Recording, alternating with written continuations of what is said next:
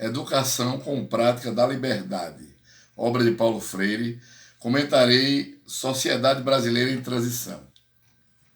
Começarei falando das forças políticas que atuavam no fim dos anos 50 e início dos anos 60. Existia no plano internacional a Guerra Fria, a disputa entre os Estados Unidos e a União Soviética, o sistema capitalista com o sistema comunista. No plano interno, o Brasil passava por um grande processo de urbanização, com a diminuição da área rural, a população rural, e a segregação dessas populações e desse povo, o esquecimento e a exploração dos grandes latifundiários e proprietários de terra. Esse sentimento de reforma de base que atinge o nosso meio rural é o palco para um dos grandes pilares da sociedade brasileira em transição. O homem passa agora a se dirigir contra o domínio do poder dos grandes latifundiários, dos grandes produtores de terra, da monocultura que invade, no nosso caso aqui no Nordeste, da cana-de-açúcar, e isso começa a gerar no meio rural uma grande satisfação. As revoltas, as aglomerações e a estrutura direitista que se colocava como preliminar desse poder, começa a reagir e começa a ver esse movimento como um movimento sectário e um movimento altamente subversivo. É um tempo de transição. Apesar de nós vivermos uma democracia, que era certa democracia disfarçada na época, que não estava atingindo o meio rural, e sim apenas o meio urbano, construção de Brasília, modernização da indústria, no campo o panorama era bem diferente. Era um panorama onde o homem era humilhado, o homem era esmagado, o homem era colocado numa situação praticamente de subvida. Não existia, não criava. Na visão de Paulo Freire, o homem simplesmente existia para ser mais um elemento de exploração e um elemento de acomodação naquele mundo. Era o Brasil de transição. O Brasil onde a reforma de base ditariam a migração de uma transição ingênua para a transição reflexivo-crítica. E isso mudou totalmente o plano de fundo da nossa realidade, da sociedade brasileira nesta época. Na sociedade de transição, onde praticamente o campo era relegado ao segundo ponto, onde as cidades explodiam em população, onde o êxodo rural era a saída das populações, justamente quando Paulo enxerga aquela possibilidade de libertação do homem através da educação, onde ele passa de ser um ser meramente acomodado, explorado e sem condições de existir e viver como ele bem gostava, que Paulo sempre advogou que o homem viver era existir, era criar, era recriar, era refletir. E ele passa dessa situação ingênua para uma situação reflexiva, onde ele começa a ver direitos, onde ele começa a ver possibilidade de melhoria e mudando as relações sociais no campo. Daí vem um confronto que vai desembocar como um dos pilares do golpe militar de 1964. São tempos de transição, de mudança de costumes, de mudança da postura do próprio homem do campo, de ser explorado, acomodado e ignorado pelos poderosos. Ele começa a se organizar, começa a reivindicar direitos, começa a ter opções, que a gente chama de atitudes optativas. E essas atitudes é que colocam ele numa linha de confronto com a situação reinante, levando ao ambiente de polarização que desembocou na radicalização no Brasil do início dos anos 60. Era esse o momento onde Paulo Freire enxergava uma pedagogia com uma forma que a educação poderia atuar para libertar esse homem e para colocá-lo de uma postura ingênua, de uma posição passiva, para uma posição crítico-reflexiva. E aí houve todo esse confronto. Neste momento de transição é quando Paulo coloca a pedagogia como ferramenta vital para a liberdade humana. Para a gente falar um pouco dessa sociedade, a gente tem que voltar lá no passado, onde os portugueses chegaram no Brasil para colonizar os primitivos que estavam aqui. Então, como no Brasil tinha muita riqueza, então eles se aproveitaram desses nativos, mas só que eles não davam conta de todo o trabalho. Então, eles trouxeram também negros da África, escravos trazidos da África, para escravizar e recolher toda a riqueza que tinha aqui no Brasil. Eles pretendiam, os portugueses, fixar morada aqui na colônia brasileira? Não, Adriana, os portugueses eles não pretendiam. Eles pretendiam buscar só o ouro, toda a riqueza que tinha aqui. Então, por isso, eles tiveram que contratar mais pessoas, que trazer mais escravos, domesticar os que estavam aqui na nossa terra, os primitivos. Então, com isso eles tiveram que fazer uma distribuição de terras que não foi uma distribuição igualitária, né? Ele começou, a uns ele deu muitos e a outros deu muito pouco. Então, com isso surgiu os senhores de engenho, que eram aquelas pessoas que tinham mais condição, eram os burgueses, né, da época. Como podemos caracterizar essa sociedade fechada, voltada para o termo da educação? Como foi os primórdios da educação aqui na colônia brasileira? Os primórdios da educação não foi muito fácil. Surgiu com os jesuítas, que foram aqueles padres que vieram ao Brasil educar os povos que aqui viviam e os negros também, os escravos, para poder dominá-lo. Então a educação era uma forma de aquela educação bancária, onde só eles davam a informação e o aluno teria que reproduzir o que eles queriam. Então a educação era bancária, né? Segundo Paulo Freire, a educação bancária era aquela educação onde só colocava informação na cabeça daqueles povos em busca de dominá-los. Voltando para o aspecto da inexistência democrática, realmente existiu aqui no Brasil essa inexistência? E como podemos caracterizar a inexistência democrática, né? Existe um termo muito usado que é o voto de cabresto. Esse termo se adequa a essa temática de Paulo Freire na democracia inexistente? Se adequa, porque a democracia inexistente ela existia justamente por isso, porque os senhores de engenho daquela época, eles utilizavam do voto cabresto para conseguir eleger um candidato. Então, com isso, as pessoas teriam que votar em quem elas queriam. Segundo Paulo Freire, o voto cabresto é aquele voto onde é uma obrigação. Ele não vota porque quer, eles votavam por pura indicação dos donos de terra. Mediante ainda, né, essa democracia inexistente, existia o diálogo entre tanto o senhor de engenho como os trabalhadores? Não existia democracia porque não existia diálogo. Segundo Paulo Freire, para existir democracia era necessário que existisse um diálogo entre duas pessoas. Uma discussão corajosa de sua problemática, de sua inserção, nação versus massificação. Terceiro capítulo da obra de Paulo Freire, Educação como Prática da Liberdade. Então foi dividido em 4 tópicos para exemplificar melhor do que é que fala esse terceiro capítulo do livro de Paulo Freire. O primeiro tópico é elite e direitos políticos. A gente sabe que a elite, ela que detém os direitos políticos, né? Ou seja, a massa popular, a classe inferior, os mais desfavorecidos da sociedade, os que vivem à margem da sociedade, ele não tem a opção e nem tem o engajamento de interferir nos direitos políticos. Na maioria das vezes, é a elite que pode interferir nesses direitos. Então a massa popular, ela não tem essa autonomia, né, de interferir nos direitos políticos. Quem faz isso para ele é a elite. Mas isso entra em contradição, porque a massa popular ela também pode ser sujeito, ela também pode interferir nos direitos políticos que regem a nação.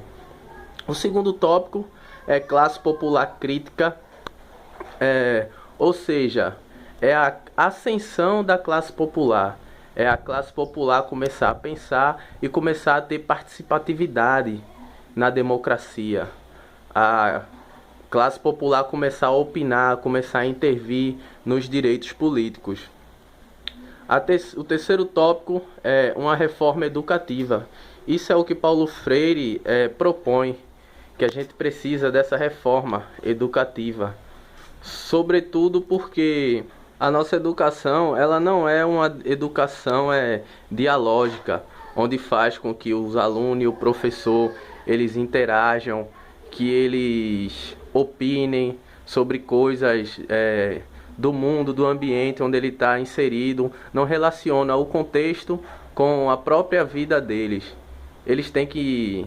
essa reforma na educação é onde o educando ele vai poder ser consciente de sua posição social e poder também intervir na sociedade, poder intervir nos direitos políticos e sociais. E o último tópico é a educação crítica, que está em consonância com a reforma educativa, né?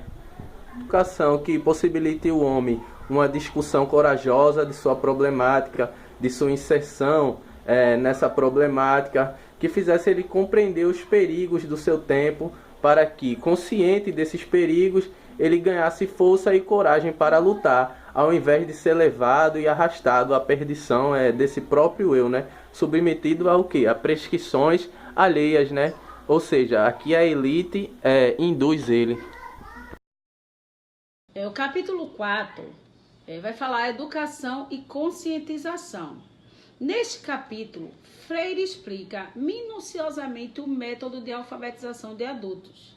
Cita diversos exemplos dessa experiência no Brasil. E em 1964, indicava a implementação de 20 mil círculos de cultura. O golpe militar impediu a continuidade do método no território brasileiro. Freire, no exílio, estabelece um trabalho da mesma natureza daqui que ele trabalhava aqui no Brasil, com o trabalho de círculo de cultura. Então, no Chile, onde ele ficou no exílio e em diversos países, ele mostra na década de 60 o número de crianças que tenha com a idade escolar aproximadamente de 4 mil analfabetos, a partir da faixa etária de 14 anos, e 16 mil a que se junta a inadequação de nossa educação. Freire narra que há mais de 15 anos vinha acumulando experiência no campo da educação de jovens e adultos, em diversas áreas proletárias e subproletárias, urbanas e rurais. Dos círculos de culturas criados, os professores dos mesmos eram chamados de coordenadores, que instituíam debates de grupos através de entrevistas, que mantinham com eles e de que resultavam a enumeração de problemas que os alfabetizadores gostariam de debater. Segundo Freire, os resultados eram surpreendentes, tentando uma educação que lhes parecia a de que precisavam, identificando as condições da sua própria realidade. Uma educação que fosse capaz de contribuir para aquela inserção a que tantos nos referidos, né? De uma sociedade capaz de promover a transitividade, capaz de ser crítica. A prática pedagógica de Freire é o respeito à liberdade dos educandos, que nunca são chamados de analfabetos, mas sim de alfabetizandos. Ao educar, cabe apenas registrar fielmente o vocabulário dos alfabetizandos e selecionar algumas palavras básicas, né, que chamamos de palavras geradoras. O grupo de alfabetizandos começa a criar palavras com as combinações à sua disposição. Percebe-se aí que a alfabetização e a conscientização jamais se separam. Freire, em seu período de exílio, esteve no Chile e teve tempo suficiente para auxiliar uma equipe interdisciplinar, que através de experiências, com resultados animadores, com método como instrumento de investigação psicossociológica. Diante dos dados apresentados, observa-se que a proposta pedagógica de Freire para a educação de jovens e adultos é aplicável até hoje em nossa educação brasileira. Quanto ao problema do analfabetismo, verifica-se que o perfil descompromissado da educação escolar com as classes trabalhadoras, questionado por Paulo Freire na década de 1960, é vista até hoje. Se não fosse o golpe militar, o Programa Nacional de Alfabetização do MEC, instituído no governo lá, coordenado por Freire, deveria ter funcionado mais de 20 mil círculos de cultura em todo o país no ano de 1964. Os militares impediram a concretização do que ficou conhecido como método de alfabetização de adultos e imprimiram uma pedagogia tecnicista que respondia às necessidades do processo de internacionalização da economia brasileira na década de 1960. As lutas pela redemocratização do país no final de 1970 trouxeram as propostas pedagógicas de Paulo Freire. Propostas estas adaptadas de acordo com experiência no âmbito de movimentos sociais e administrações estaduais e municipais de caráter democrático durante os anos de 1980. O método de Freire coloca o aluno como protagonista da realidade sociocultural e econômica que ele está inserido, assim estimulando a participação coletiva, a investigação dos problemas e a troca de experiências que possibilitam estratégia de enfrentar esses problemas. E esses problemas afetam ao próprio aluno como também a comunidade, tá certo? Então é por isso que regimes autoritários, regimes antidemocráticos são contra Freire, pois Freire é contra tudo isso, porque ao promover, ao ser contra o conformismo, de encontrar as situações que estão postas e lutar no enfrentamento dessas situações, Freire se coloca justamente como numa situação de enfrentamento, porque promover a consciência crítica, e a consciência crítica vai atrás de fundamentar, atrás das raízes que promove aquilo que está afetando toda a comunidade, e não só buscar as raízes, mas também de achar formas coletivas de enfrentar esses problemas.